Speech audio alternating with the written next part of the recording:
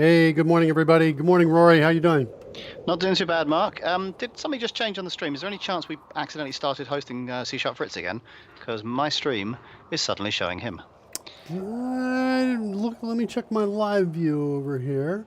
Live view looks pretty good Okay, to me. maybe just me. Oh, Uh, things changing. Adverts playing. I'll ignore that. We'll talk to you. okay, talk to me. Fine. Yeah, How are you two doing? I'm doing pretty Everything good? good. Yeah, I'm pretty good. How about over there on Yeah, not bad. the east Not coast bad. of the Atlantic Ocean? Well, it's Thursday, and you know what Thursday means? It's nearly Friday, Okay. which is good. And here Thursday means we got another day of coding. So I'm Well, happy about that. I'm looking forward to that. We are excellent. working today on. Oh, I just realized I forgot to check something in. Let's go actually do that while we're talking here. I've got a couple changes. Uh, Character sheets .xaml. Okay, I made some changes over there, and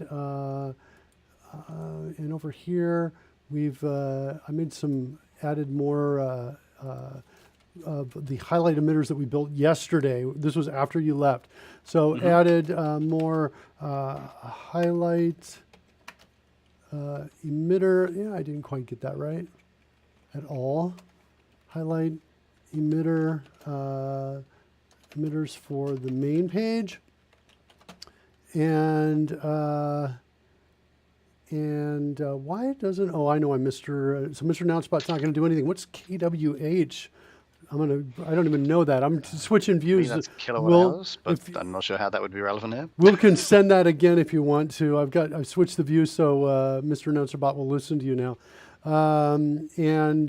Announcebot doesn't do anything when we're in that other screen. So added more highlight emitters for the main page. We still have to add them for the other pages. Added a set circular function to the highlight emitter as well. And I think that's about it for the changes that I've made. So let's stage all those. Let's commit. And good. What do you want to say, Rory? So after a quick look up, KWH is know what's happening, as in does anybody know what's happening? So perhaps there is some confusion. We are checking in code that Mark finished off yesterday that involves a whole bunch of highlighting of various stats within our character scroll page. Will says that there was some sequencing that was looping and went to a blank page, but he's fixed it with a refresh, so excellent. He's back and all is good. All right, so we're going to say this is going to be episode 78 begin. Like that. We'll add that tag. We'll push that out there.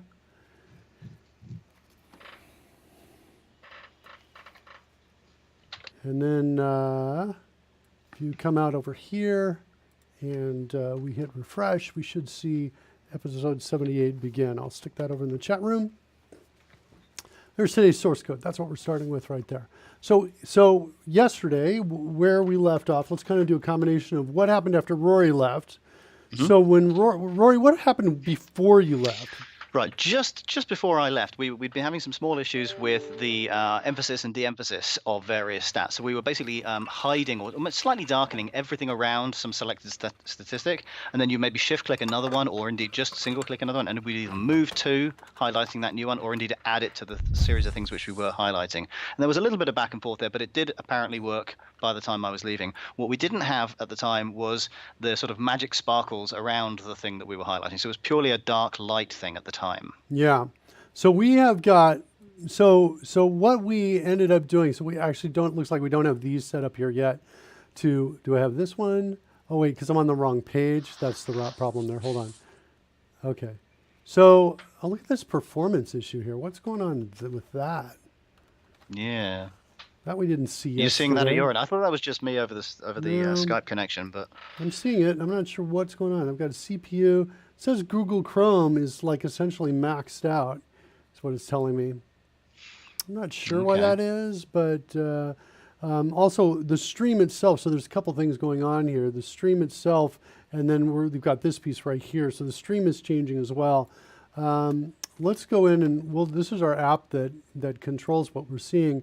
I think this page is now selected, so now I should be able to click on nature. So this is what we finished yesterday. The ability to select one of these, and instead of it, and also to both, we're easing in to our highlighting. At the start of this, it was just an instant change, and it was abrupt. And when there's an abrupt change, the human mind says, oh, there's meaning, there's something important here.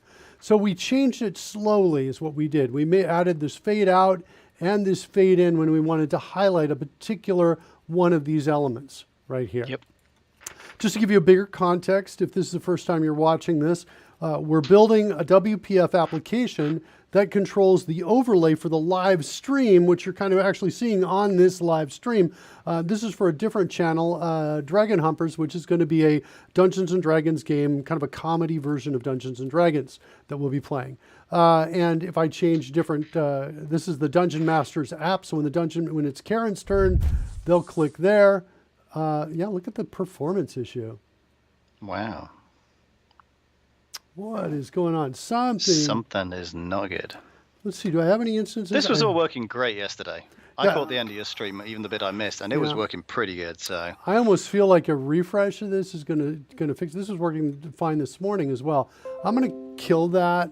I'm going first, to. Your perf is bad. Kill Chrome. I'm going to kill Chrome. Every instance of Chrome that's out there, and now I'm going to try. We're just going to try running one more time, and see if that's a little happier. Yeah, I'm not sure what it is.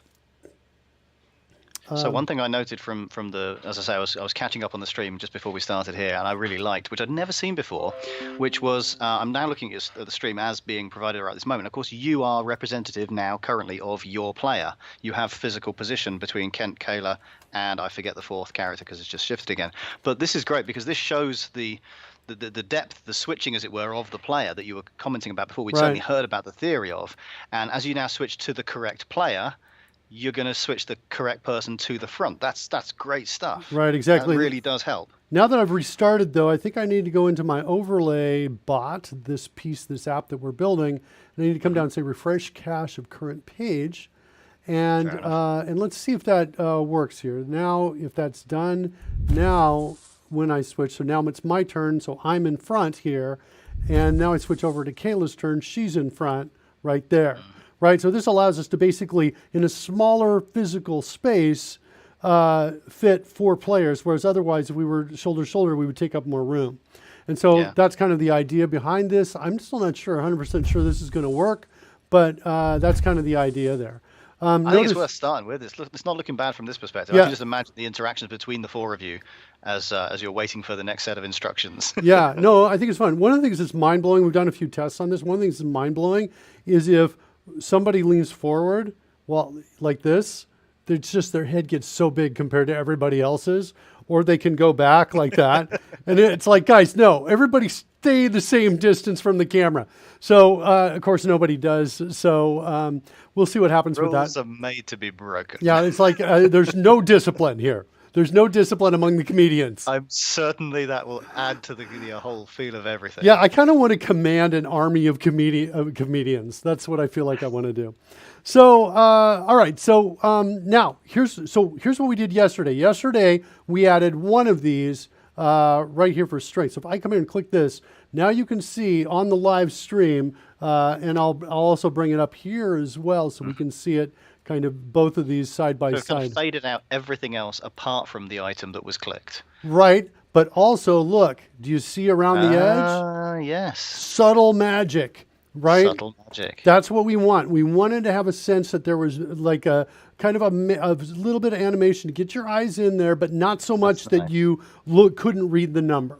Right? Okay. Just a little bit. It's an incredibly delicate balance here if you're ever going to use... In terms of layering, is that happening on top of the attribute or underneath it? It's underneath the attribute. So in fact, so you're not going to have a problem when 2 or more that are very near each other do the same thing.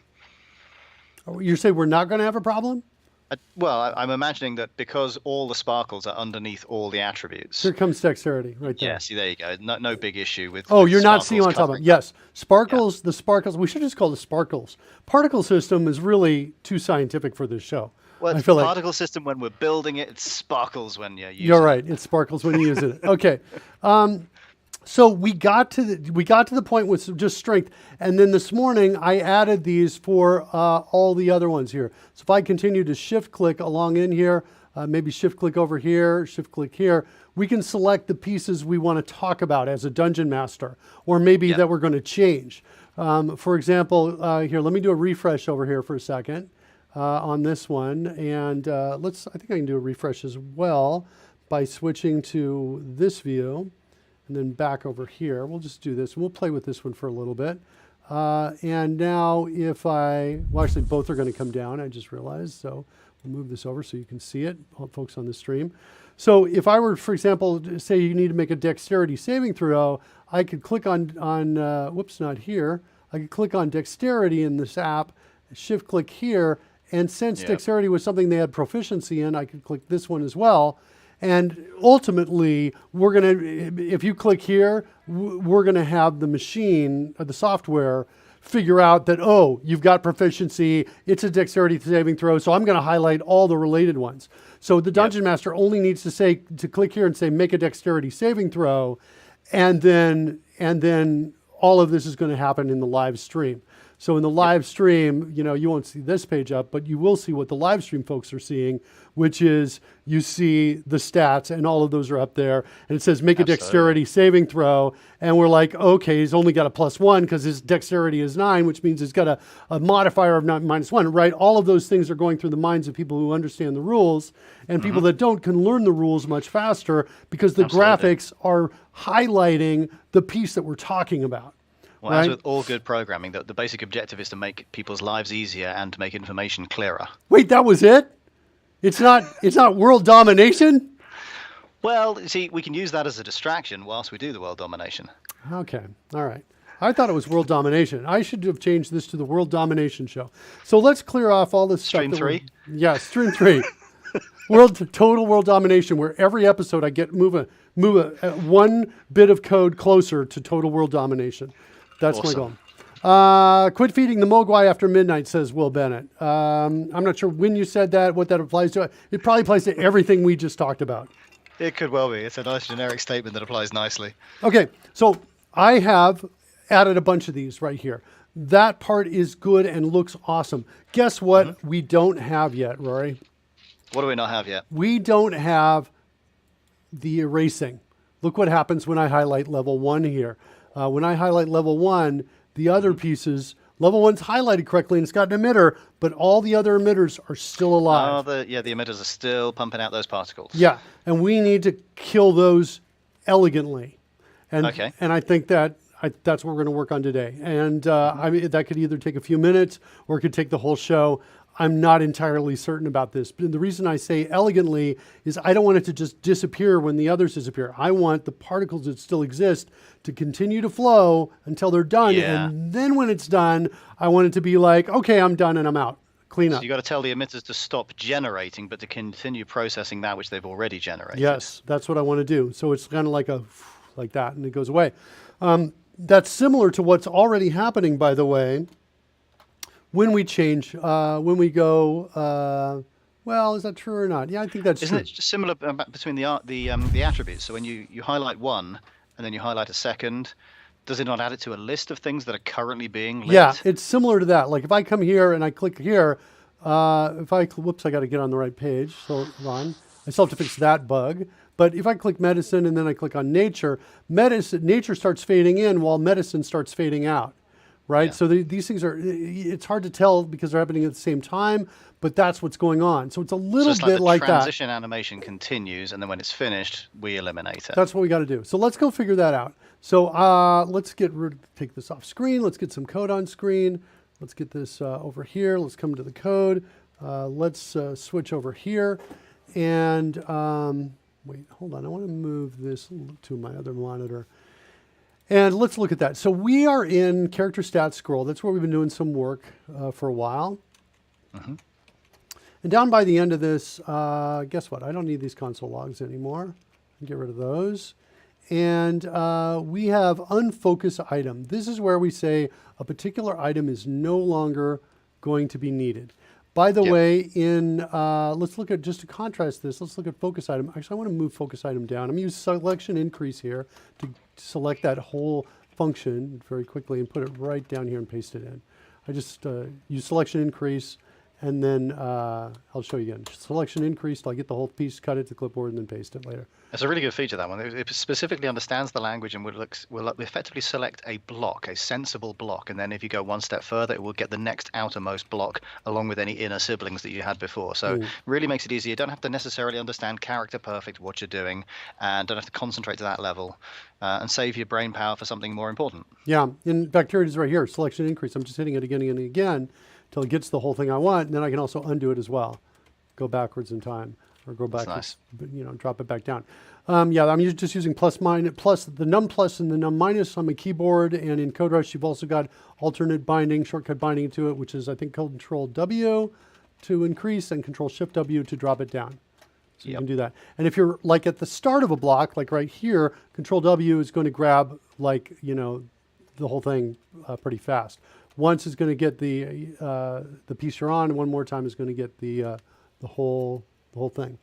All right, so I wanted to bring focus item down because I have add particle emphasis item ID right here in focus item.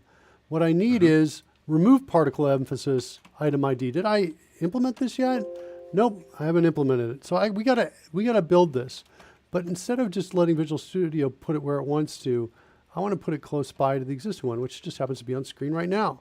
So I'm going to just select all of this.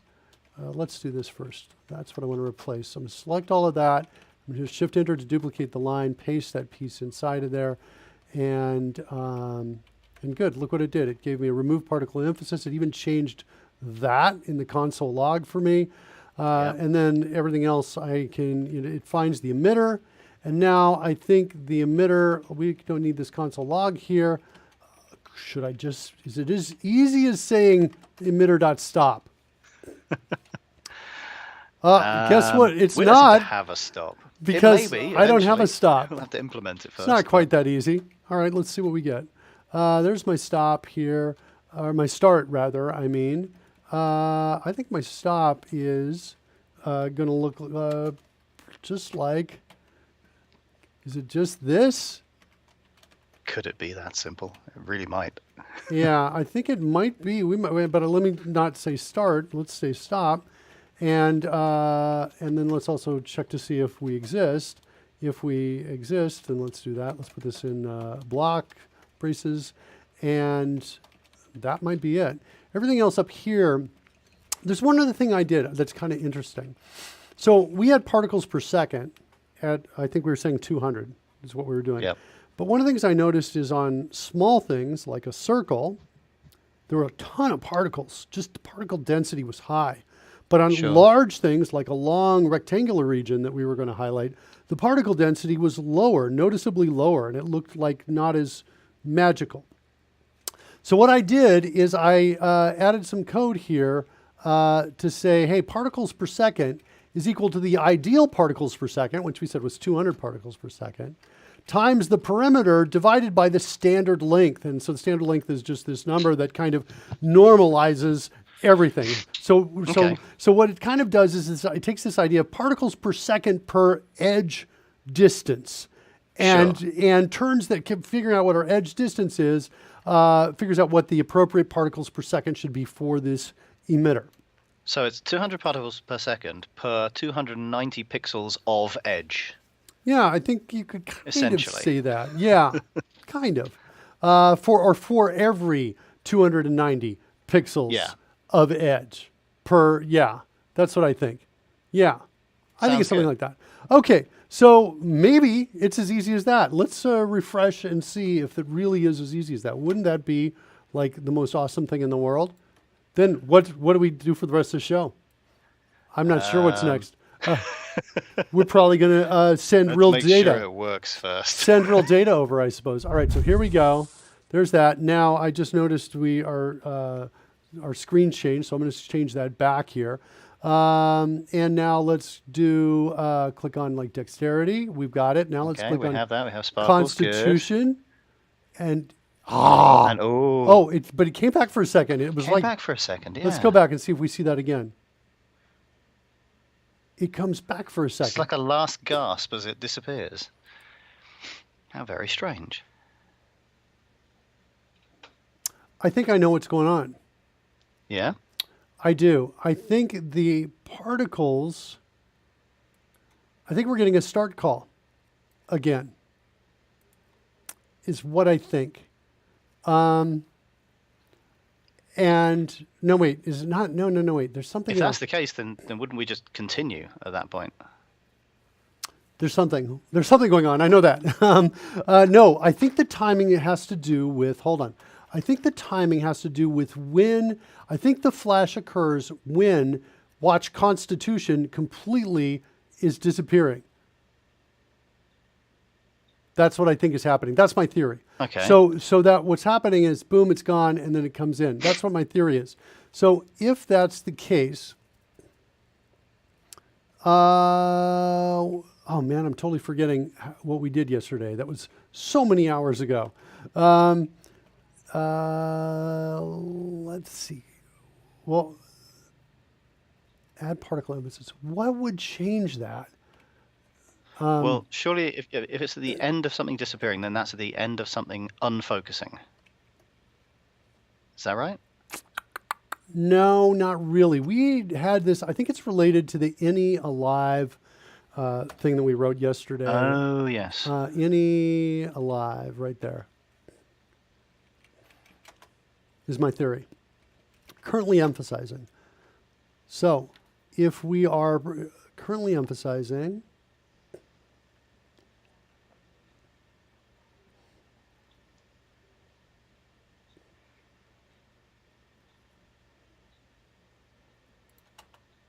let's just take a look at what's going on in stop. Right here. Just stopping is true. That's pretty pure. Okay. So now we need to look at stuff that is reacting to that, perhaps. So if stopping needs to be someplace, right? In fact, that's interesting. Do we have a stopped? As in, because when we say stopped, then we start the process of stopping. We react to that in one way, and then finally we get to stopped. Yeah, so we say stopping is true. Notice right here we have a stop. One might argue that actually it's the moment where we are stopped, before we first transition to stopped, that maybe something is happening. Let's also look at get alpha. No. It's not get alpha. It's something with alpha.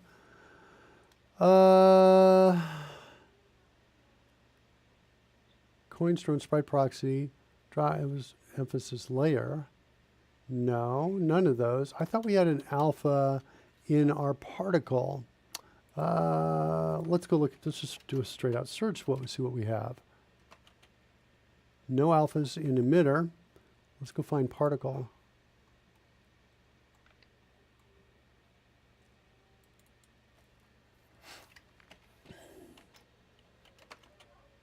No alphas in particle. What? Oh, because I've got, maybe this will help. Okay, try again. Global alpha is percentage born. Time 11 seconds. Calculate opacity. I'm wondering if, because it looks like it kind of it jumps back in. So when we've got our emitter, it's been emitting some particles, and we've just told it that we are stopping. Is the reaction to that to cease emitting particles, or does it fade the entire series of particles? No, it stops emitting is what it does. So let's look at that. Okay. Now let's show it's you just that. that when it comes back, they appear to already be in place for a second, all fully distributed. Oh, I see what you're saying. Rather than just starting again. Yeah, let's look at that and just take a look at that. So let's do that. So we've got right now I've got this up. I'm going to switch over. Janaga is now following. Boom. Yep, they're kind of there. In fact, they're not moving. It's stop. They still move, and then it stopped, and they're not moving. All those particles. It's in their last known location almost. Yeah, it's almost like that. That's my guess. there's two options there, or they could be all just now created, but I think they're in their last known location. Let me look at this really closely one more time. And let's come in here to strength. I'm going to put my eyes on one particle. Oh, I got to click something else. Hold on. Here we go. Ready? And I didn't follow it. Let's try again. Yeah, I think they're in the last known location is what I think. It's hard to... Yeah, last known location. I'm following some of these, and that's my conclusion, is so they are. So let's go look at emitter. We might be able to solve this very quickly by stopped. Okay, here we go. If stopping. Then stopped. Then we reduce the number of particles by some quantity. And then what I want to do is at this point, particles to create, if particles to create less than 0. Wait, that's the one stop. If it's less than or equal to 0, which it may not be at that point. So if we do stopped, we don't add particles anymore. I think we should also say, or this dot stopping. We don't add any particles. There are no more particles we add. This might also solve the problem. That seems pretty reasonable. Let's just see if that fixes us.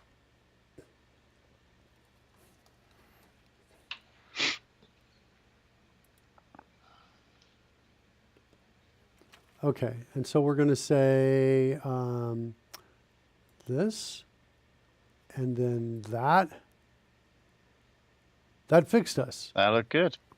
So it stopped creating additional ones. So there's maybe some other, maybe mini bug in there, but I think that the mini bug is no longer reproducible because we're simply no longer creating them. And yeah, it looks really good now.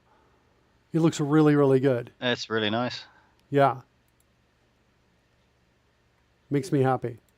So here I'm using a radial one, by the way.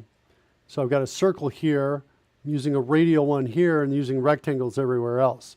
So even though like here I've got this odd shape, I'm using a rectangle behind it, and it still kind of works. It essentially works. Good. I could arguably add a second one, a second rectangle here, but I think you'd get an overflow. It wouldn't quite, I think, feel right. There'd be extra particles there. Okay, that's pretty cool. All right, I'm pretty happy with that. So yeah, for visual effect, I'm going to call that visual effect done right there. So we still have a couple bugs. Let's look at some of the bugs and fix those. One of the bugs we have is when I click over here like this, it doesn't change the page because this control gets the click, whereas this back piece doesn't. Like if I click here, it changes the page. Sure, yeah. Right, like that. But, so the control interceptor never reaches the page itself. Yeah, and then so if I click here, it switches as well. Whoops, let's switch back over here so we can see this. But if I click here, it doesn't get it, and it tries to highlight that piece, but it doesn't find it, so it just highlights the first element there, which is the name. Which is a nice default anyway.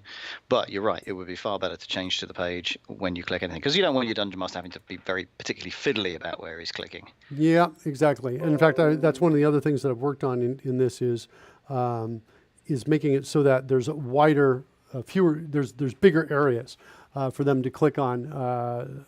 So let's look at that. That's inside charactersheets.xaml. And I'm wondering if there's a fast, easy way to fix this. In the back of these, I've got the images. And the images, they've all got preview mouse downs. So the problem is they are not seeing the preview mouse down, likely because the controls above them are getting the preview mouse down and saying, oh yeah, I need that. Yeah. I think that's what's happening. They are not seeing the preview mouse downs because if they get the mouse downs, those are going to, they'll do the thing they want to do. So let's take a look at that problem. That's inside the stat boxes. Normally in the stat boxes here, I don't think I have any event handlers on them. Yeah, there's no event handler on them. So let's look at the stat box. Let's actually go out to the internet and do a search for for this. Let's come over here and say, hey, we want to look at WPF events, change, inherited.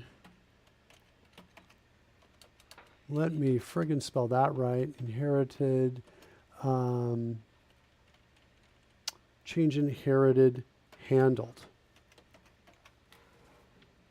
So I'm trying to imagine now how this is going to work. Obviously, we can think of a WPF as almost a layered set of UI. So on the background, you've got the form itself, and then we've got our, in our case, our character scroll laid over the top of that, and then our various editing controls layered over those as well. And when you click directly on an edit control, it is the user's assumption that that's the control is all that matters, and that everything will just work from there. What you're looking for is for the scroll page behind it to also receive that call so that it can fire the information necessary to switch to that page. My question to you is, assuming we get that working, does the message now have to go to both of those controls? And if so, will it matter if it goes to one of them first rather than the other? Well, yeah, no, I think I'm going to, in the process of you saying all that, I decided to say, I'm going to step back from all of this. Well, then it says, I think they added that in VS now, didn't they? Square Dance, starting out is out there. Hello, welcome. What did we miss, Will, on this? Added what to VS Dance? You may be talking about selection increase, decrease. Oh, yeah. I think that's right. I'm not sure what about Square Dance, though. Okay, cool. So we've got, what I think I want to do. So all I'm doing is I'm calling on-page change from this guy, from the character sheets. Sure.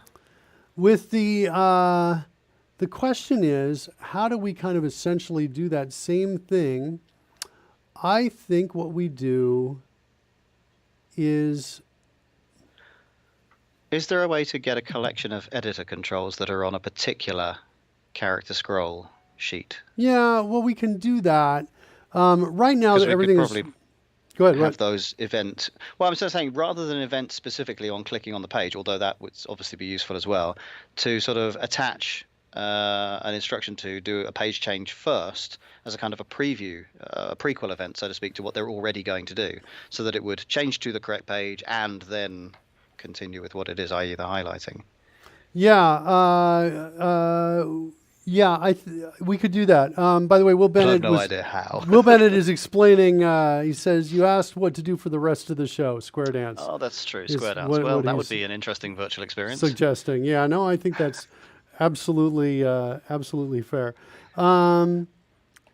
Dance battle! We could do dance battle. I'm not sure who would win. Me with my actual visual form or Rory with his audible form only. Hard to tell. Audible dance. Yeah, so I got a couple ways to solve this. The right way to solve this has occurred to me. Oh, good. But I've got so much technical debt that blocks me to get to the right way that I'm like that. Mm-hmm. But the right way, so right now, if you look at the structure of this right now, and you'll start to see, okay, I see where Mark kind of blew it, is I just put 3 images down here on a grid, right? Sure. And on each image, I put a bunch of these right here, right? Yep. What I should have done is I should have created a custom control for each page. And the custom control has its own image in the back, and I put all these pieces on its own page, and then I stick each one here. That's what I should have done. So you'd have a list of children, so to speak, for any given page to discreetly work out what should and shouldn't refer to a page. But I blew it, and I didn't do it. That's the right way. If I do that, then my parent would have the children, and it could know then when my children are active, it could figure the whole thing out, and we would be able to finish this in a few lines of code. But I blew it. And I think I'm going to have to fix it, is what I think I'm going to have to do. So I'm going to have to break through the technical debt over here and change this whole thing out. Will's also saying events, bubble, and tunnel in WPF as long as you don't set handled. Right, so what I was looking at there, by the way, Rory, is I was thinking, well, let's go find the stat box and say we're both going to handle it and we're gonna act on it as if it's handled, but we're not going to actually handle it. And what I was trying to find there is something on the internet to tell me how to do that. We might be able to figure it out with IntelliSense and maybe with an override as well. I don't know. Let's just say here, let's guess it. We're going to say protected override. And what do we get here? There's hit test.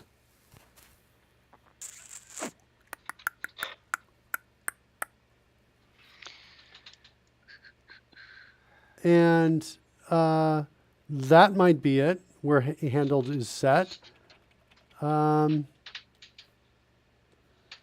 I have a feeling that might be it. Let's see. We've got only 2 hit test pieces in here. The question is which one? Let's try one more search out here. Events inherent handled, hit test, like that. Marking routed events handled and class handling, inherited descendant. Maybe I'll change this to descendant.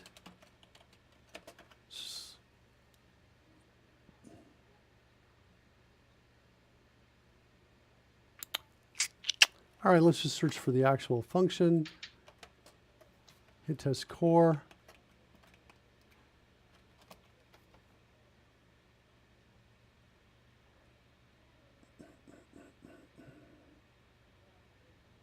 Yeah, I'm going against it. I'm pushing and going back. I'm totally fighting with myself right here. So the idea is that I think it's possible to do what I was going. I just don't remember what the pieces that I've got to hook into or override.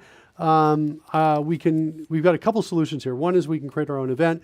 I think though that my technical debt needs to be erased, and I think I need to fix that. I think I'm now at a problem. I'm at a point here where I need to fix that. So I'm going to come in here and I'm going to say add a new user control. And we're going to call this a page, I think is what we're going to call this. A scroll page, maybe. Mm-hmm. It's a sheet. Character sheets is what we're calling the main thing. So I'm going to call this maybe a sheet. Okay, let's do that. So we've got our sheet. Let's get our, let's come over to character sheets.xaml. What a mess. Let's see if I can select just that right there. Okay, just the stuff I want to touch there. Let's copy that. Let's go over to character sheet. Nope, not character sheet, sheet.xaml. And let's paste it in. Doesn't like that. Why is it put in Windows System 1? Okay. That does not seem like that's likely to be there. But look, it did it paste did do it anyway. That's really kind of crazy. And guess what? I do not want all those other pieces there. I don't want the image. We've got to put our own image out there without anything there. Its source we're not going to show. And I think we need nothing else on here, actually. I copied all of those, but I don't think we need those. And I think we need the ability to say that our user control can host other things. Let's see if we can do that. User control to host other children, WPF. I think there's something special. Container. User control. Yeah, it's like a container. Container. Child container. Adding children to user control. Okay. Is this us? Just set it to, just put a user control in it, is what it looks like, is what they're saying there. So, all right, so we've got our grid inside here, is what we've got. So we've got a grid name. We're going to call this image back like this. And let's go into this. Wait, let's go into, let's set its size to, what did we do before? We said the height was 555.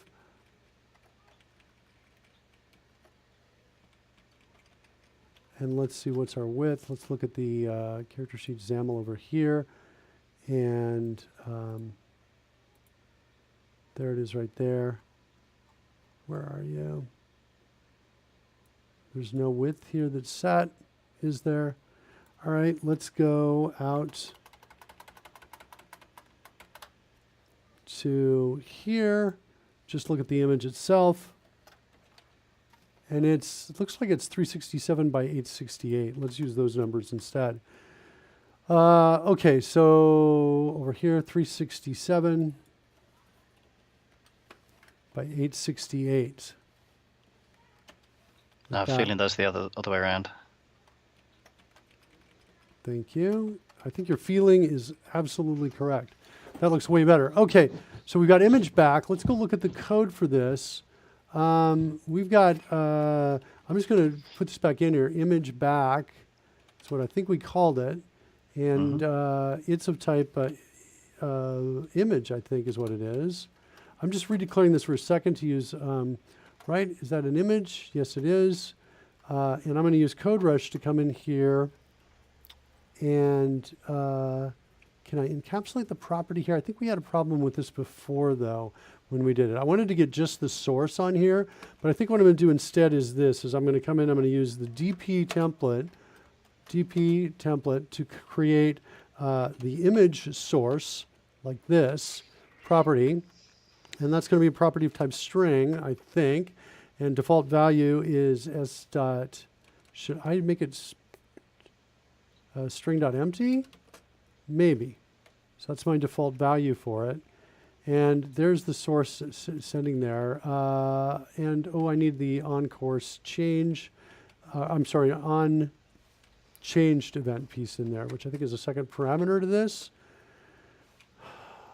Property change callback, new property change callback.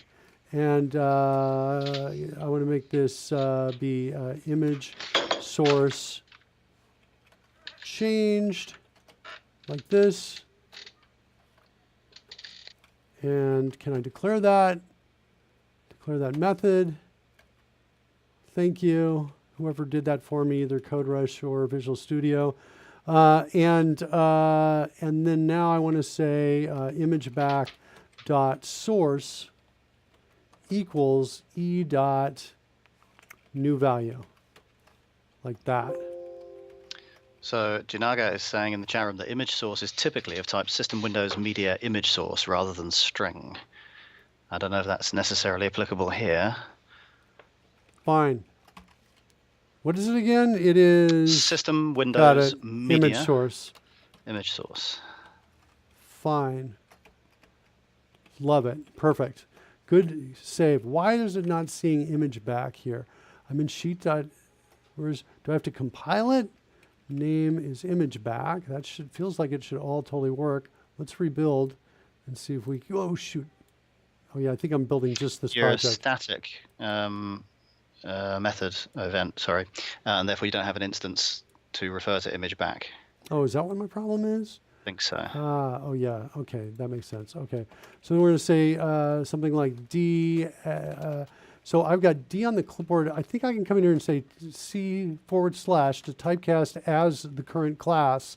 And now that's all I have to do. So just so we're clear on this, right? I had said, well, let's take D, put it on the clipboard. C for cast, / for refer to the class I'm in. And it wrote that whole line of code for me right there. So pretty fast in there to get that. Yeah. Okay. So then it's going to be sheet.imageback.source. We're going to say if not null, then that is equal to new value. And I think I have to typecast this. Is that right? I think there's a typecasting right here, which is going to be of that type image source. Right there. Is this the, did I get the right one? Let's make sure I get the right one. The property type, yep, did it. And then the owner type, good, okay.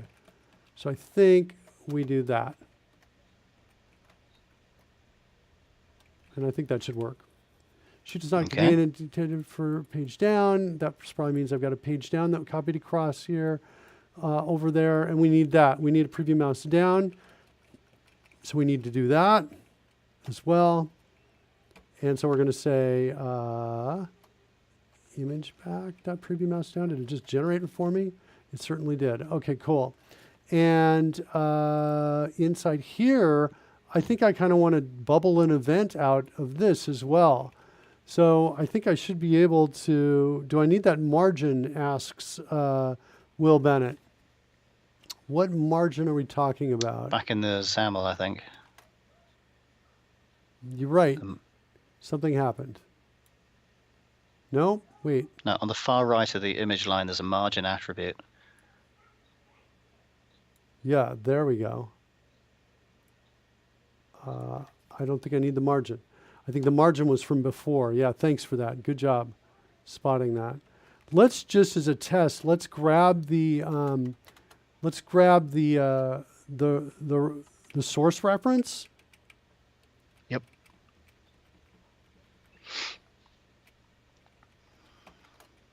And let's put it in here just to make sure we get it and we see it.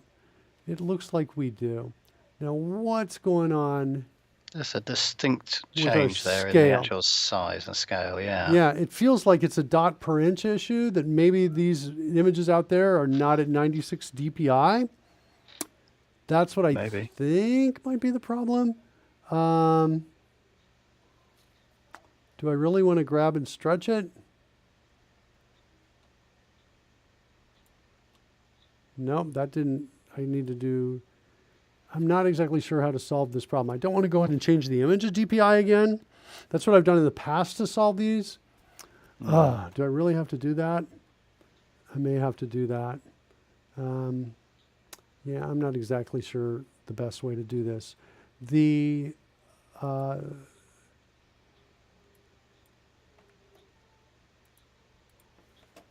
there's a stretch property in here. Uniform to fill. None of that fill is going to work. None of that's going to work because its container is a grid, I think. What's this, by the way? Is it declared more than once? Set more than once? Okay. It said Stretch is to none. Well, maybe that's why the changes aren't happening. Oh, well, we got that. Okay, so let's do this. Uniform. Uniform to fill. We're good still out to there. Why are we seeing just part of it, though? Height. You've got an explicit height, yeah. All right.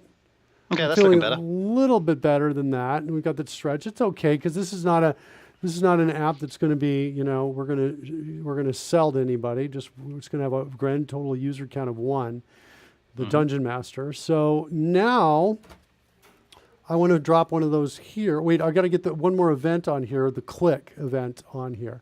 So when there's a click here on this guy, I want On the image itself. yeah, on the image itself, I want to bubble up a different event from here, which is going to be like activated or something like that, I think. Okay. Unactivated, I think. So I'm going to come in here, REV for routed event. That's the template in CodeRushed. I'm going to say activated, like this. And, I said activate. Whoops, let me redo this whole thing because I want to say activated, like that. And I'm okay with all of this here. And now let's go, we want to call onActivated down here, like this. Okay, so that should give us an onActivated event there. So now if I come in here and I do build, okay, So the build succeeded. Let's go over to character sheets. The character sheet is going to have 3 sheets on it now instead of 3 images. Well, let's see what we've got here. Let's bring up sheet. There's a local sheet. Cannot create an instance of sheet. What did I do wrong? Initialize component. I don't even get that. Is there a problem with, well, let's take off our, we did make a change here that we added source. And although that would seem to still work, I'm going to delete that because we don't need that. Vertical alignment is top, horizontal alignment is left. That looks all fine to me. Why would that have a problem? So let's do another build.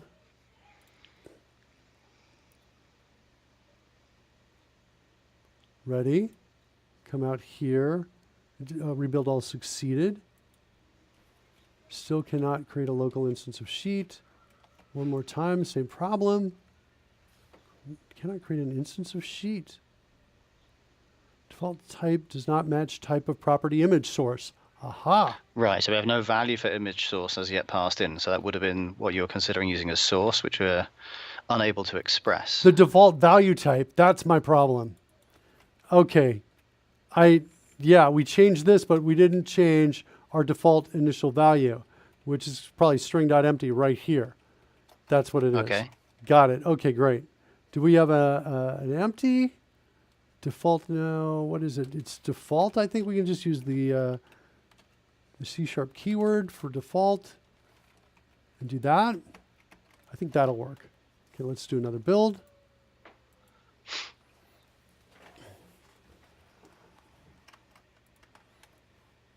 And now we've got a local sheet in here. Okay. The local sheet is big. Why doesn't it change its size? I guess it's the design size, and I need to change. Yeah. So when you're actually designing, I mean, that design height and size doesn't affect the runtime variation defaults. You could, in theory, put some height and width on the grid, maybe. I'm gonna do. Well, I was gonna do it Or is here it, does it on, work the, there? on the Okay. user Yep. control. Yeah, let's do it on the user control right there. Let's do another rebuild. See if that is happier.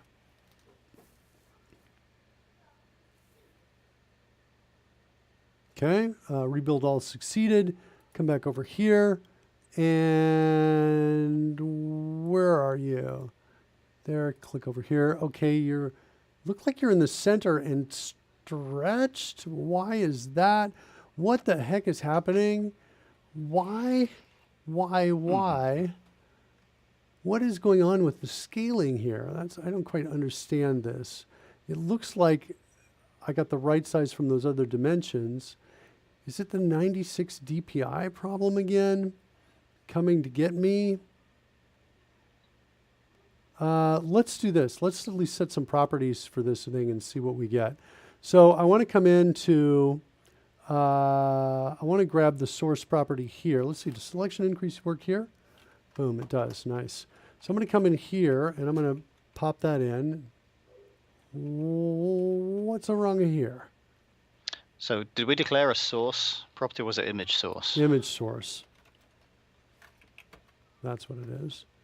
And still, what's happening? It's not a valid value. Oh, guess what we're going to have to do? So are we going back to string, essentially, now? Well, we can go back to string, or we can create a property converter for it. Okay. What's the deal with property converters here? I forget. WPF property converter. Property converter. Isn't that what it is? Converter property. I want something that says, how do I make a binding? There was actually one there Probably down just below. add image and string in there. It might even give you the exact thing you need. Bool to visibility converter. And then bool to value converter. Yeah, because as I recall, you got to bind it to your class type is what you have to do. You have to bind the converter. There's already a converter out there that goes string to image source. Let's look for that. BPF string to image source value converter.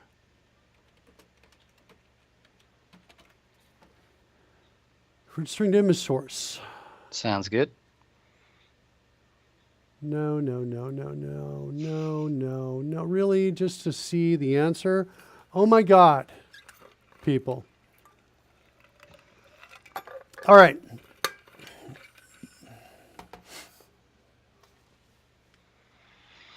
That does not look like a converter so much as a Yeah. process for conversion. Yeah, they just made me mad, this whole process. Okay, image source binding with custom That converter. seems better. That's the one I should have. So we use this code, everything works. Use a converter, it doesn't work anymore. This is the converter. All right. Try to use a switch converter written by Josh. No need to write your converter. Your code will look like this. What? So his converter is looking at two specific strings and go to two specific images as a result. I'm going back to string, I think, is what I'm doing. Because also the converter is pretty big. It's pretty weighty, as I recall. I've done this like years ago. And so now I'm going back. I'm going to go back to string is what I'm going to do on this, I think. And then we may have to add a little bit of code on this. All right, so let's do that. We're going to convert back to type of image source. Oh, and look what I had here, though. I even had this as string. I forgot to change these pieces because we did it. Okay. Let's see if that is maybe our problem instead. The setter should still work. The getter maybe not. Let's just try doing a quick rebuild on that before we abandon everything and go back to string. Okay, rebuild all succeeded. Let's come over here. It worked. That was our problem. Okay.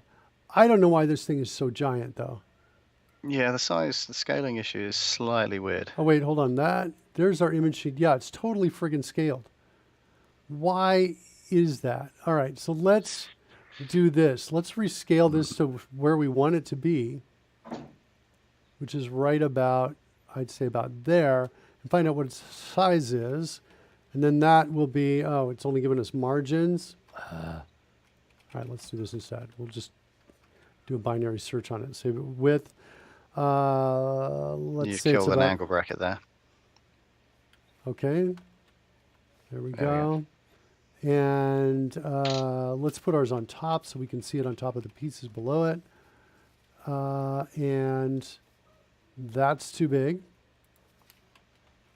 132 is too big. Oh, wait, because the height is also, the height is equal to, let's say the height is equal to 500. That's better. Let's make the height equal to 555. Okay, that's better. And then the width is equal to probably 232, 240. And that's what we need. So I'm going to use these numbers on the piece behind us here. So we'll come over here and we're going to set height and width to this. And I think we should also set these properties as well to this thing as by default. So where its alignment goes. And now let's rebuild.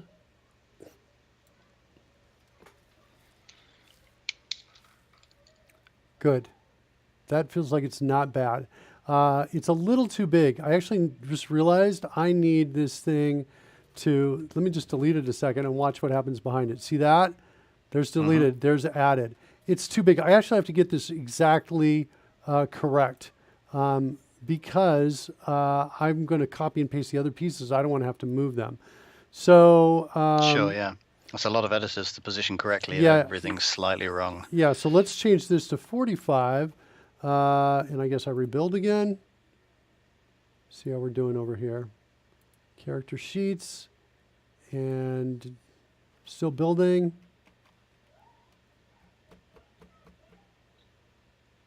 It says ready. I thought I was going to see. Let's see what happens here. Oh, that's... I don't think it changed. Why is that? Rebuild. Did I change the wrong number? Those two pieces are the pieces I changed. Should be good.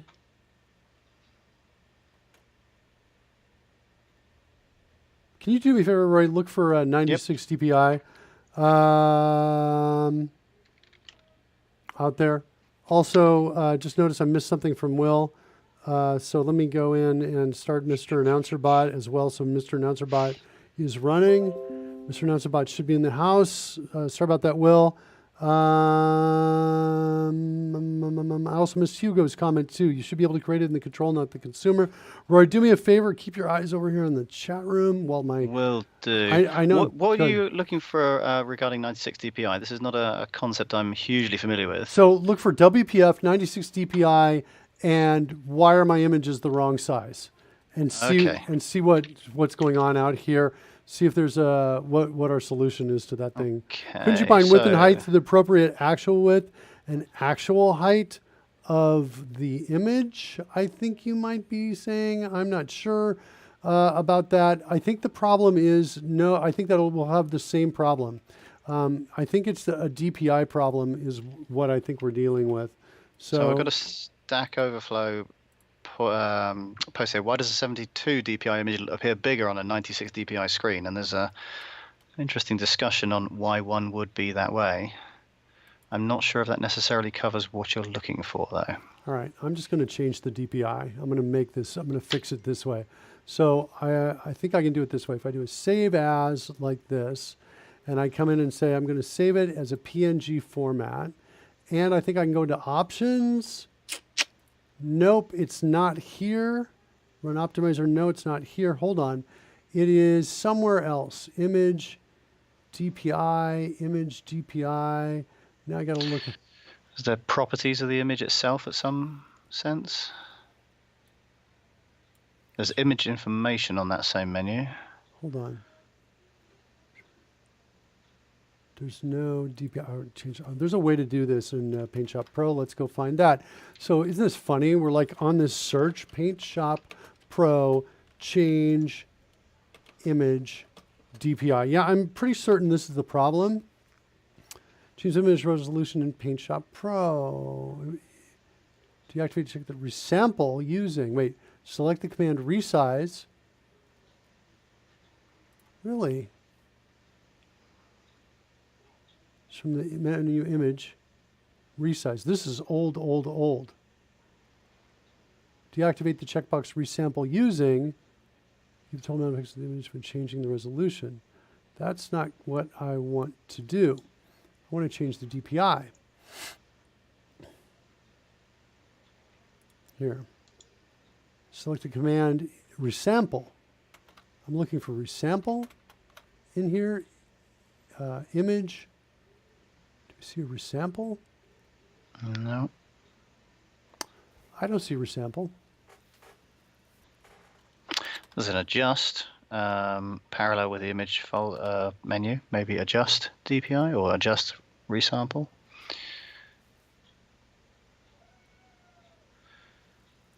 Although those look very much like actual effects that you'd be wanting to apply. They do. I'd put it over here in image. Do we have a DPI at least here? Pixel depth, colors? No. What's my DPI? Got a pixels per centimeter, which is rather non-standard, but yeah. I guess I could do this too. What's my? Let's try this. This is okay. A little crazy way to do it, but let's look at it. So we're going to say, let's get the image information. It's 367 by 868. Okay, so let's come in and say new. And we're going to say units, pixels, 367 by 868. Sound familiar? Resolution, this is our DPI. We're going to say 96 DPI. Okay. Like that. Say OK. You're going to copy paste from one to the other? I'm totally going to do that. Let's promote the background layer, delete it. So we have transparency in the background. Let's grab back one, copy, and let's now paste it in here, and let's save this into scroll backs, and we're going to call this back 1 96 DPI. Just do one of these and see if it works. Yeah. Okay. So there's back 1 96 DPI. Now let's go over to Visual Studio, and let's change this piece right here Am I in the right piece? No, there. Just use selection increase to get to the end of that. Back one underscore 96 DPI. And now Okay. let's look at it. I think it looks good to me, actually. I think it might be good. It's just offset. Or maybe I'm wrong. Let's see. Huh. So back one 96 DPI. Let's try one other thing. Sheet.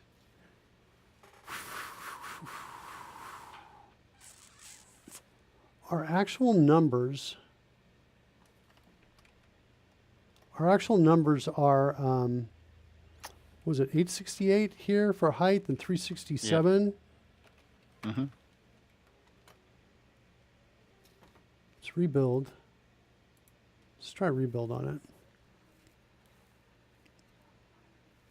Yeah, well, it's not. My 96 DPI idea is completely wrong.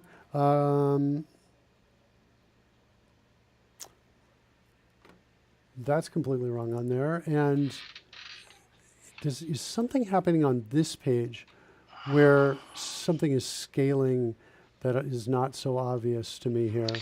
Well, the user control has nothing specific about scaling. It just has a design height and width, which shouldn't affect anything else, Yeah, except if it was deliberately filling. Yeah, and we're in a width. grid as well, so like that is all looking good to me. Like that should be good.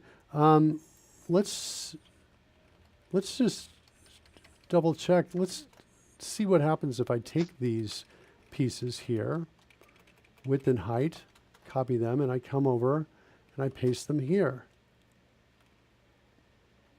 No difference in it.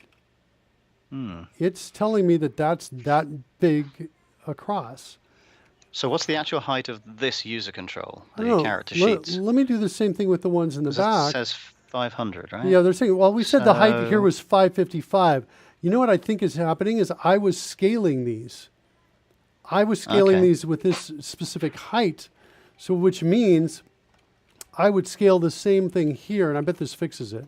If I do that, oh, come on. That's less fixed than we were hoping for. That is absolutely less fixed than we were hoping for. Height is that. It is now Really? occupying the 100% of the width available, Yeah, it looks like it is. based on a calculated width relative to the stated height. Yeah. It could be. Let's try one more thing here. Let's try none for the image back right there. And then let's come back in here. Let's try refresh here, see what happens. Rebuild. When in doubt, check with the man. Yeah, just looking at that now. PNGs and DPI. Weird or blurry. That's the piece I was remembering. Okay, yeah, it's the weird or blurry piece. It's not the actual scaling. Okay, so yeah, I don't know. Still not really better. It is blowing my mind because these all have the same properties, right? It's Yeah. we have a margin here on this. That shouldn't make any difference. That's just offsets these two left and right. The first one doesn't have a margin.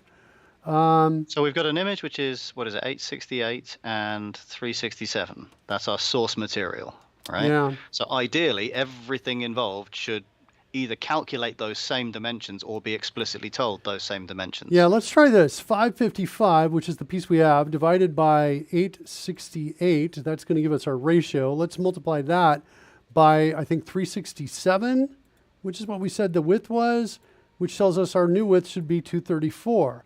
Let's just see if that is going to fix this. Ooh. Nope. For a second, that almost looked good, but I think it's because the other one was showing through. Now, yeah, for a second it was like we had something that didn't quite compile. That also does not look good. I'm like, my mind is pretty much blown on this whole thing. Let's go back and change sheet to fill right here. Stretch is equal to uniform to fill. Let's try that. Let's do a rebuild. See if that combo fixes it. I think we fixed it. Delete, and it's gone. Add it back, and I think it's there to confirm. Let's take out page main and now delete and put it back. That was it. Okay. Okay, so now we kind of know how to do this. Let's go into our sheet right here and let's add our event handlers for it. We have, let's see, control, and let's just hit E to filter out and see only the events. Can I come into hierarchy or not? I saw a bug in here yesterday. I can. I want to look only at sheets. I'm going to hit 0. And now I can see only my events here, activated and preview activated, the pieces that I've got here that I just added. So I'm going to choose activated is equal to new event handler, sheet activated. And let's give this a name as well. And we're going to call this page main, like this. The page main. Now all of these pieces that go on main, they're going to become children, right? Yeah, but I don't have all of them. I'm going to have to select them is what I'm going to have to do. I'm going to have to do this and then take away that outer piece and cut those to the clipboard and now try to put it right in here. So this, if this works, and why isn't my paste working? That's not making me happy at all. That's not good, no. Okay, so let's undo again. Is it because they were all in different places? Can I only, maybe I can only paste here. Let's try one more time. Cut to the clipboard. Not that one. Hold on. Wait, one more time. Let's grab all of that. Cut to the clipboard. Okay. Now select this and try pasting from here, not in the code. That worked. Wow. That's good. Okay. All right, fine. So there's step 1 of resolving our technical debt. So now there is an inherent relationship between all of the editors and the display elements within a sheet and the new sheet itself. Yes, there is. So they'll have a relationship between the events that fire between them as well. Yeah. So let's do a test to make sure this all works. Let's go into sheet activated, and sheet activated, we want to come in and say, we want to do this. And let's rename this to main sheet activated, like that. Okay? And then we're going to call on page change. Page main dot mouse down is, it's still out there? What's it bound to? I'm looking at the generated code here. I didn't think it was out there at all. Page main dot mouse down. Let's do a search for it here, see if it's out here. Nope, it's not here. Okay, so I can delete that. I think maybe in a rebuild we'll get that. Let's do a rebuild. And it succeeded. Let's go one more time back in here, do tab to next reference. Yeah, it's only one now. So now I can just delete that. By the way, fast way to delete is I just put the caret here and I just cut it to the clipboard. Just hit Shift Delete. And then Smart Cut will pick in and come in and say, oh, you probably want to do that whole thing, not just the line or the identifier you're on. Nice. Okay, so main sheet activated right there. How are we doing on time for you, Rory? I'm pretty close to the wire, mate. I think maybe I've got to think about heading out now. All right, well, let's do this. Let's run. You can head out. I'm going to do a run on this. Oops, I may have a problem because I've got Mr. Nuncerbot running. I just shut it down. If I did that in time, looks like I think I did that in time. Here it comes. Pieces are starting up. What's going on here? Failed to create an activated from the text sheet activated. Line number 48. What's the inner exception? Cannot bind to the target method because its signature or security transparency is not compatible with that of the delegate type. What did I do wrong? I think I saw this before. Activated. It takes in a routed event args. Sender. Routed event args. The routed event is of type of routed event handler. Is this my problem? Routed event args, that looks totally right to me.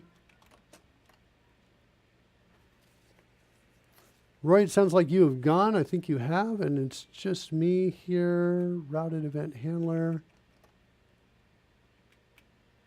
The handler type. Yeah, so that looks good. Routed event handler, page change, routed event handler. So all that is looking good to me. Why is that failing? Let's do a...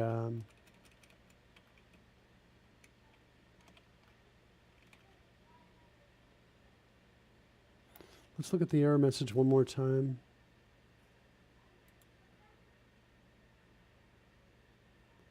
Cannot bind the target method because the signature security transparency is not compatible with that of the delegate type.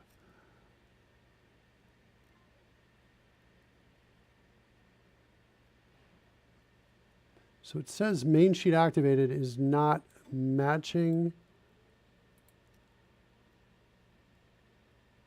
the delegate type.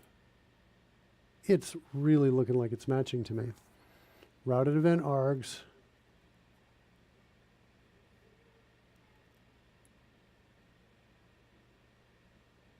All right, let's look for a custom. Let's see what the internet has for us.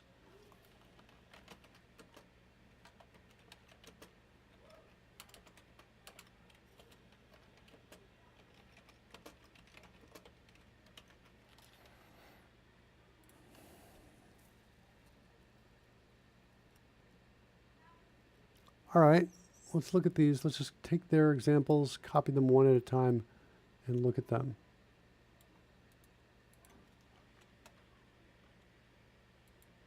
And compare them to what we have. Let's kill the debugger for a second. All right, so in the example code, routed event, event manager, register routed event, the name of the event, the routing strategy, type of, and then the type of character sheets, which is what we're in. That is pretty much an exact match, piece for piece. Okay, so there's that. The let's go back and look at the, oh shoot, I killed my help on that, I think. Let's go back and look at it again, routed event handler, routed custom event handler WPF. Oops, that's the one I wanted, the other one. So, public event, routed event handler, add handler and remove handler. Let's see if we got that. Yep, we've got the same code right there for both of those. Add handler, page change event, and preview change event. We have the same code for both of those. Not everything else should work. That is totally blowing my mind as to why that's not working. We should do a search for this. Unable to, I guess I have to do it one more time to get the exact text because I'm not remembering it. Let's run it one more time.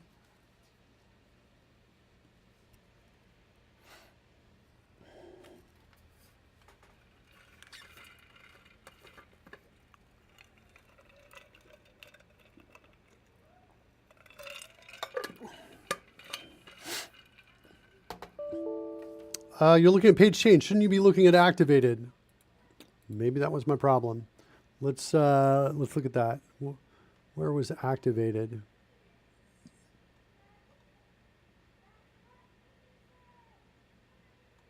Wait. Oh, main sheet dot activated. Main sheet is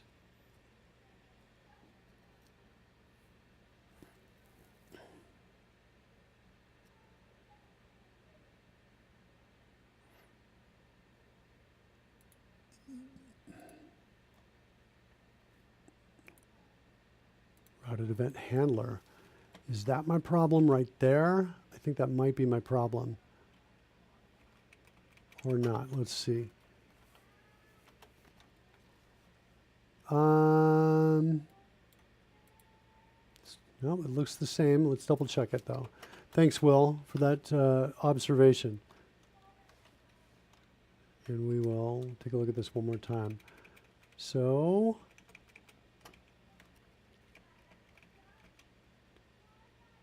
type of, yeah. So again, that matches. That part is good. That totally matches. So that should be good.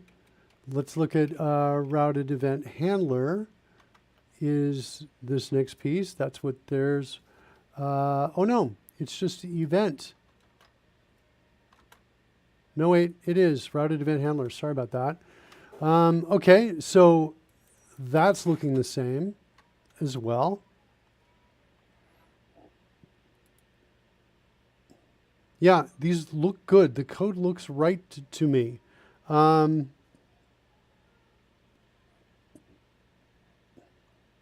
the code looks good to me. It's the same. Okay, so if that's the case, then let's run it one more time. We'll get the error message. We'll search for it. And while we are, so where is activated attached? It's attached in the XAML. For some reason I'm not being able to. Looks like I need to kill some instances of Chrome here. There you go. But we did get this. It is attached in, I believe, here, right there, inside charactersheets.xaml. That's where it's set up. So, all right, let's go find the, where is that? Here it is, right here.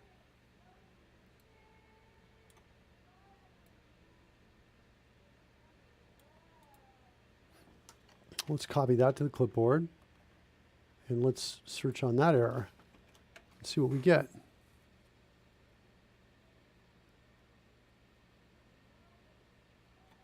Let's add WPF to this.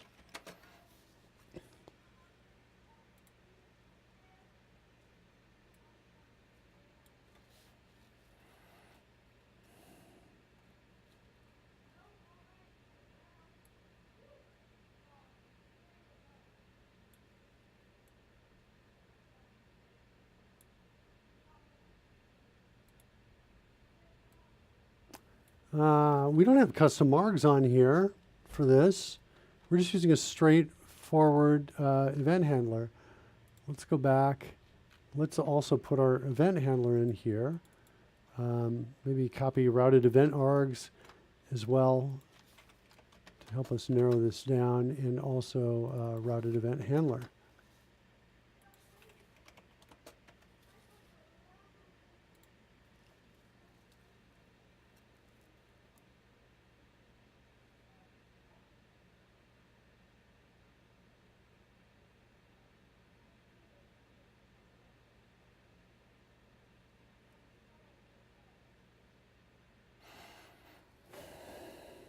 I don't get that.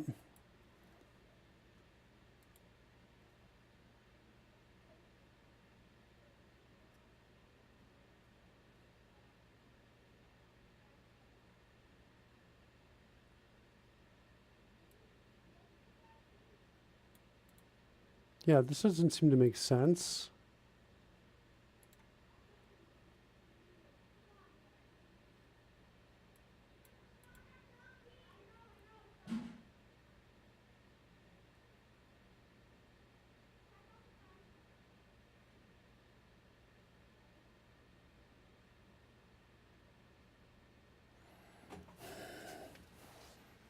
This is one with a custom.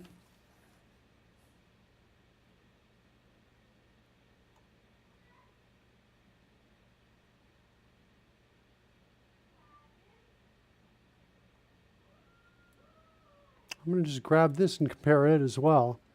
I am noticing, guys. I am, but maybe not as much. These are way up high. Fine, we'll start Mr. Announcer Bot right here, since we're not running Mr. Announcer Bot's now in. Check the method names. Wait. Mr. Announcer Bot Roy on vacation. You did the XAML update too. I renamed the method.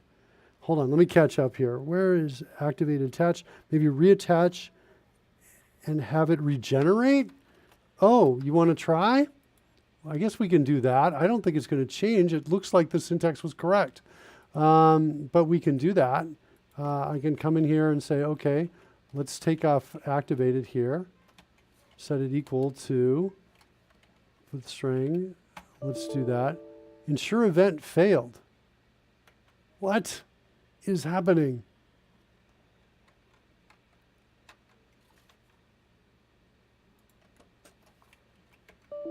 Ensure event failed.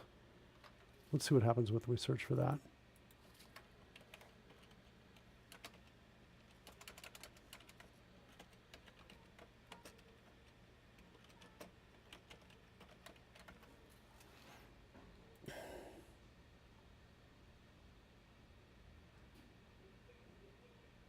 What? So your generic XAML should look like this. Wait, what's missing? An X class attribute.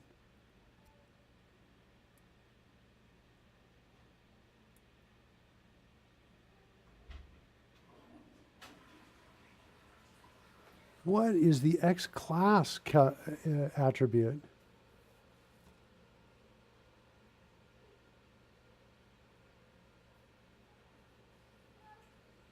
Great suggestion.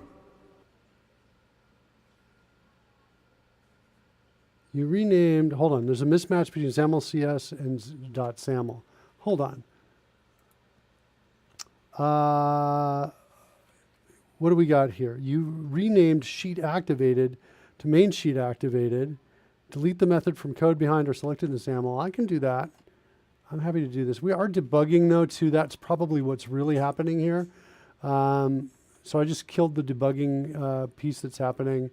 Let's see if we can make this work here. Activate one more time. Is it because we were simply debugging?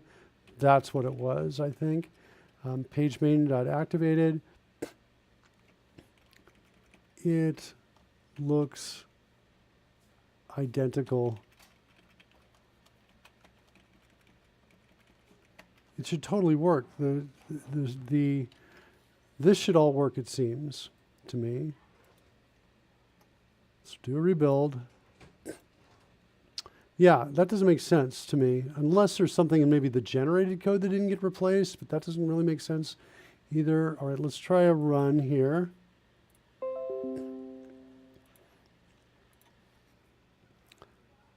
Yeah, I got you, Hugo. X.class is the name of the class XAML. That's what happened. You have sheet activated in XAML, not main sheet activated. Really?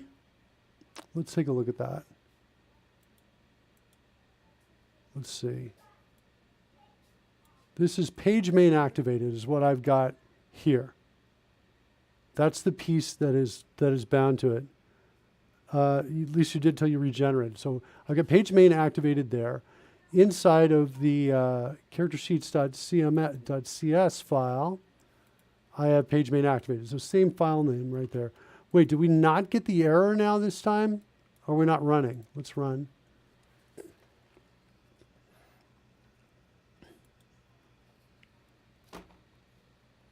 I swear, if this works without the error,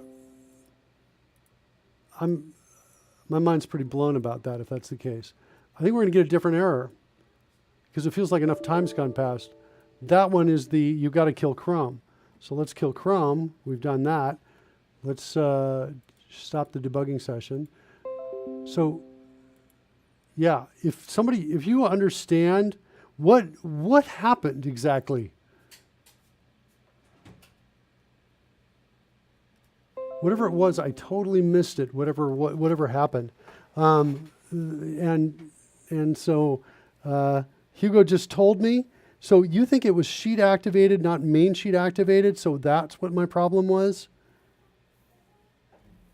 Oh, I did rename it, but the rename should have worked in the XAML as well. It did not. Is that what the problem is? Oh, maybe that might be what was that. Okay. I think that is exactly what the problem is. I did the rename. Yeah. Okay. Thanks, Hugo.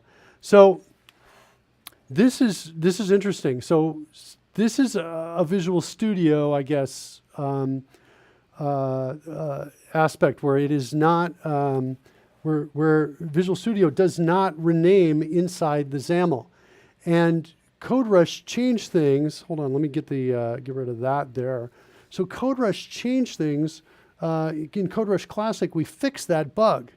But then when we went to switch over to Roslyn, the bug apparently came back. So I think that's what's happening. In other words, when we fixed that bug, we fixed it so that if you renamed an event handler, we would also rename it inside the XAML.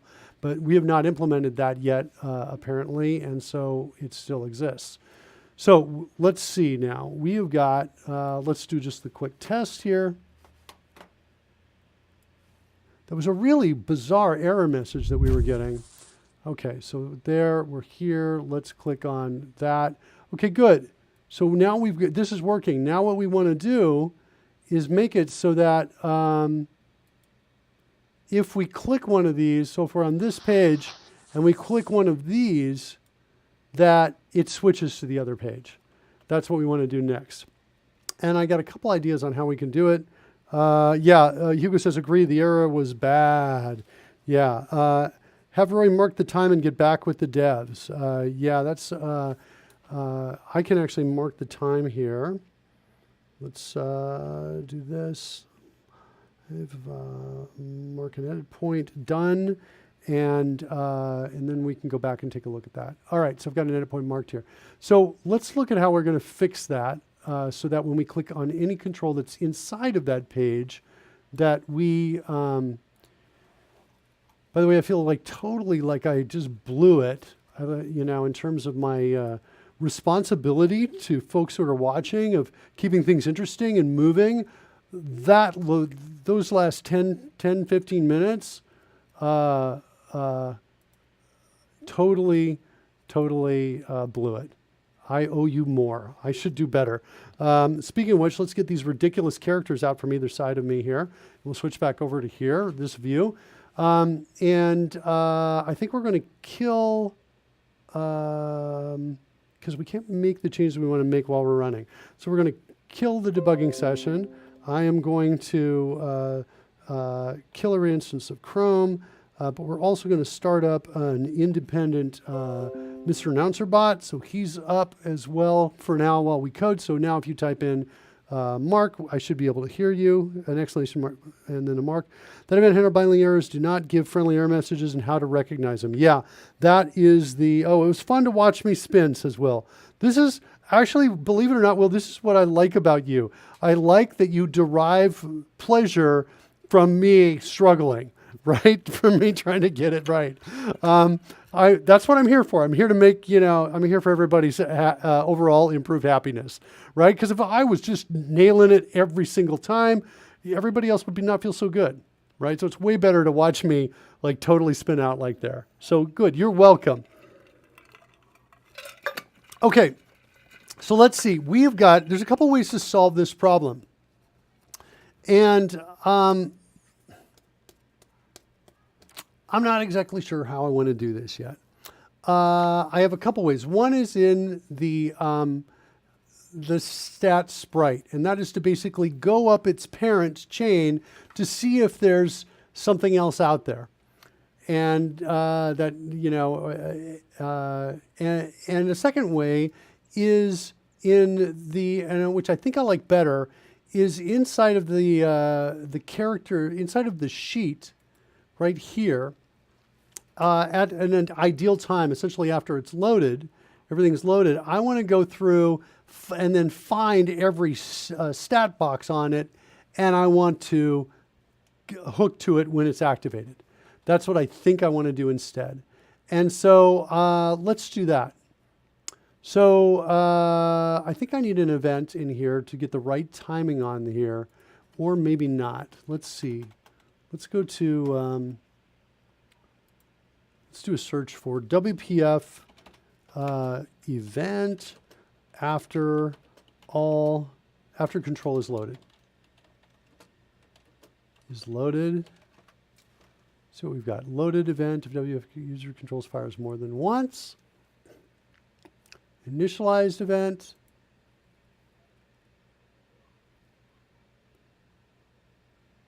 Will happen about the same time. Different meanings. Initialized event says that an element has been created and properties have been set, and as a consequence, it usually fires on children before the parent. That's kind of what I want. Perfect. So initialize arrays on an element. Its whole subtree is likely initialized, but the parent is not. Perfect. So we want an initialized event is what I think we want. So let's come over here. Let's see if we have an initialized event on I think the sheet itself. So I think we're looking here for initialized, new event handler, good, user control initialized. Yeah, loaded. I was gonna go try loaded, Will, but I got scared when it said it's called more than once, and I was like, let's go with initialized because I'm pretty sure it's only called once. And so now what we want to do is we want to go through all of our children, and so the grid has got the children, I think, which means we need an X name on this. So XN template is going to give me that. And I'm going to say the grid, the container is what I'll call it, maybe, I think. I think this is how to do it. And now what we want to do is container.children. And then I think we want a for each. And then I think, don't you love CodeRushed right here? I just typed in, I had container.children on the clipboard, and I just typed in FE like that, and it gave me this. So nice. Okay, so now what I want to do is say UI element as our stat box, like this. Hit CodeRushed key, declare local, copy the clipboard, and then say IFA for if assigned. And then we're going to come down and come down here and say stat box dot control for options. Look at the hierarchy, say we only want to go in the sheet, so 0. And, oh, wait. Why in the sheet? Why did the sheet come up there instead of stat box? I feel like I've got a bug right here. There it is, there's stat box, but I got a bug. Hold on. I think that was a bug for sure. Let me just mark that time as well.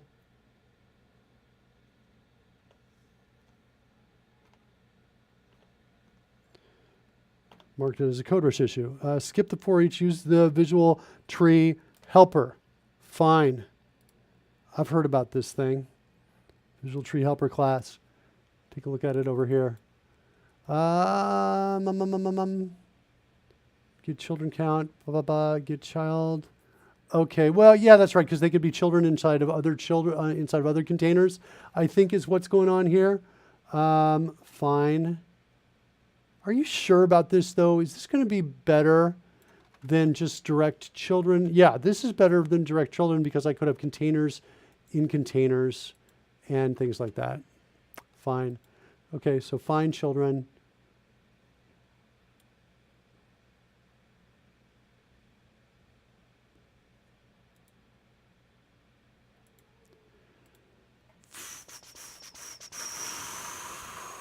Okay. Let's do that. Come back over here. Although I was in the process of writing the code here, hierarchy, now we got stat box here. I wanted to get to, I thought I had an event inside of here. I do not, so I need to add an event inside of here anyway. Okay, so we'll comment this code out. We're going to put in this other piece right here, the find children. And what's not liking here?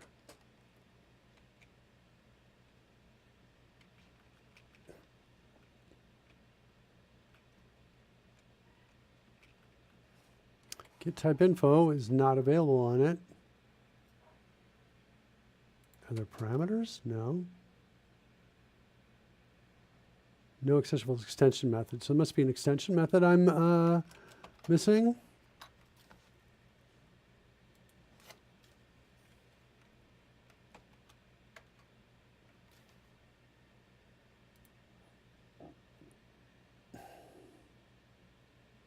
Using system reflection. Okay. I think I can remove this.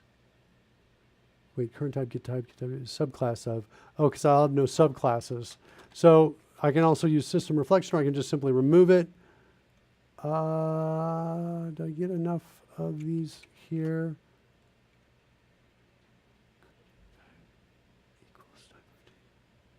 Okay. All right. So there we can say find children.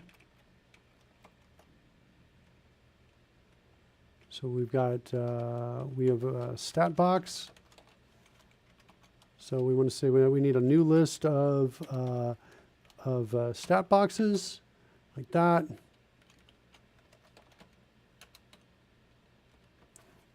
There, and then we're going to say find children of stat box, and pass in our stat boxes and our starting node, which is going to be this, I think. And that's going to populate all the stat boxes, right? We feel good about that. Yeah, no, I would.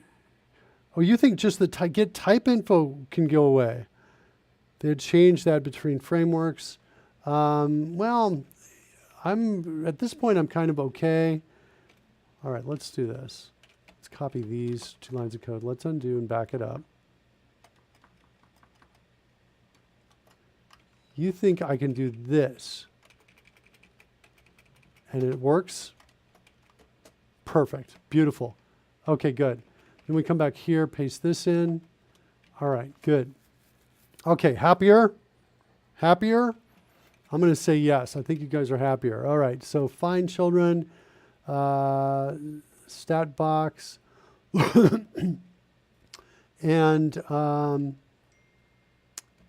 then what? Then we've got the stat boxes. Then I want to say, then we've got to do the for each on the stat boxes still. And then we got to do something. But we got to go to stat box, and we need to have some sort of event for when it's activated. I thought we had added that, but maybe not.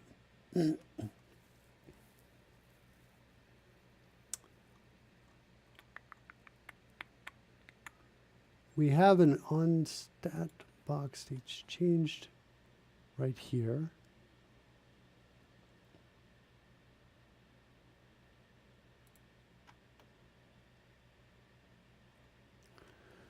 Should we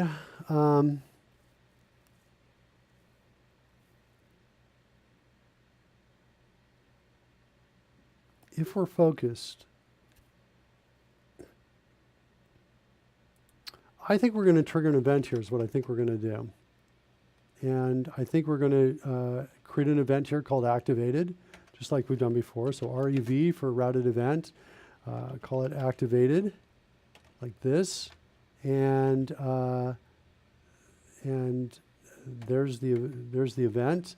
And I think we're good there. Next, we need to trigger the activated from the right places. And I think arguably you do it in 2 places. You do it when we're focused,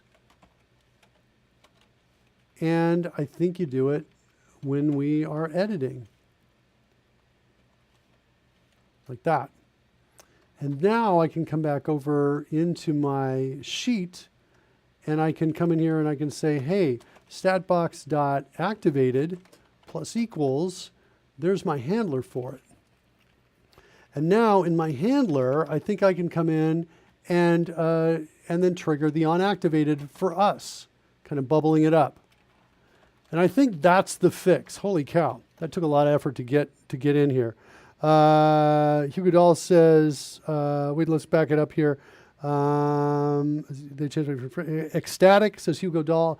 I'm glad you're ecstatic. All right, so let's do a run. I'm going to close down the temporary Mr. Announcer bot because the regular one's coming in. Let's also make sure we kill all the Chrome instances just in case any are sitting around. Did that just in time. Everything's popping up on my screen. Here we go. What do we got? Loading.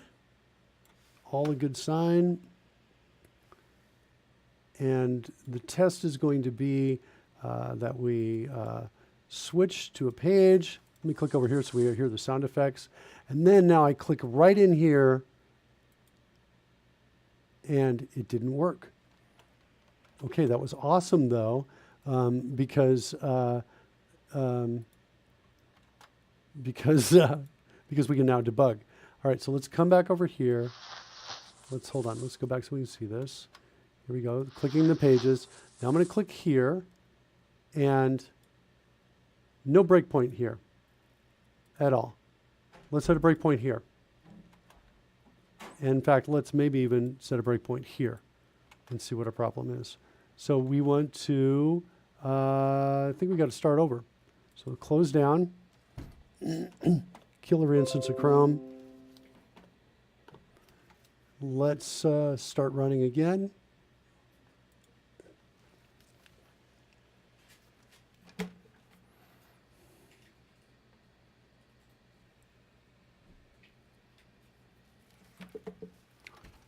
Okay.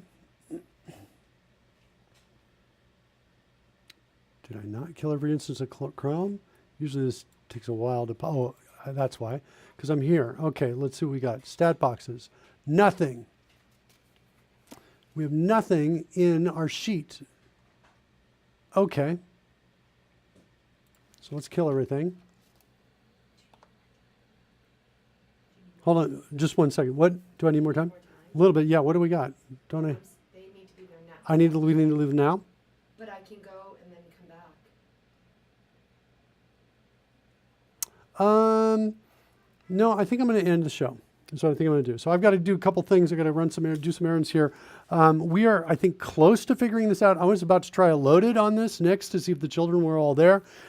Basically, the problem is we're getting no children in, so we're not handling the event. We'll pick this up on Tuesday, or I'll do some sort of check-in over the weekend with this. Until then, I want to just say thanks to everybody who. Hugo, great assistance out there in the chat room. Also, I want to say thanks to Will as usual, spotting those things, helping me out while I was floundering. I've got an awesome little chat room on fire. Is on fire! You guys were great. You totally earned that today. Let's give away a copy of CodeRushed, and we will... CodeRushed giveaway! Today's winner is Good Master. Good Master. Good Master. So Good Master, the master of all goods, you have won a copy of CodeRushed. I will contact you via DM, give you instructions for how you can get your copy. And also I should say thank you to Rory. Yeah, people have awesome usernames, says Hugo. I agree. There's some great usernames. Yesterday we gave away a copy to something Sparkle or something. I forget what it was, but another great username. All right. See you guys on Tuesday.